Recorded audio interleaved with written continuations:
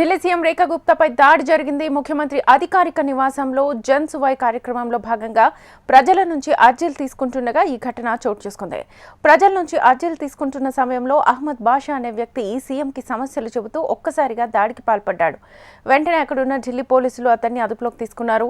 దాడికి గల కారణాలపై పోలీసులు ఆరా తీస్తున్నారు. సీఎం రేఖా గుప్తాపై దాడిని అధికార బీజేపీ సహా కాంగ్రెస్, ఆమ్ ఆద్మీ పార్టీలు ఖండించాయి.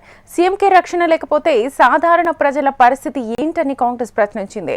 సీఎంపై దాడి వెనుక కుట్రకోణం ఉందని బీజేపీ ఆరోపించింది.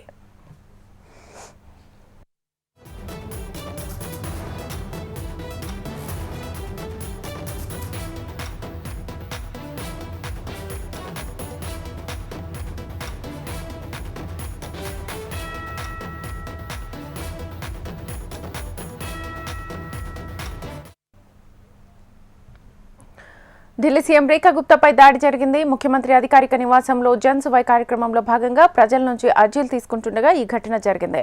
ప్రజల నుంచి అర్జీలు తీసుకుంటున్న సమయంలో అహ్మద్ బాషా అనే వ్యక్తి సీఎంకి సమస్య చెబుతూ ఒక్కసారిగా దాడికి పాల్పడ్డాడు. వెంటనే అక్కడున్న ఢిల్లీ పోలీసులు అతన్ని అదుపులోకి తీసుకున్నారు. దాడికి గల కారణాలపై పోలీసులు ఆరా తీస్తున్నారు.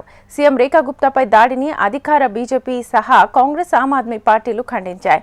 సీఎంకే రక్షణ లేకపోతే సాధారణ ప్రజల పరిస్థితి ఏంటని కాంగ్రెస్ ప్రశ్నించింది. సీఎంపై దాడి వెనుక కుట్రకోణం దాగుందని బీజేపీ ఆరోపిస్తోంది.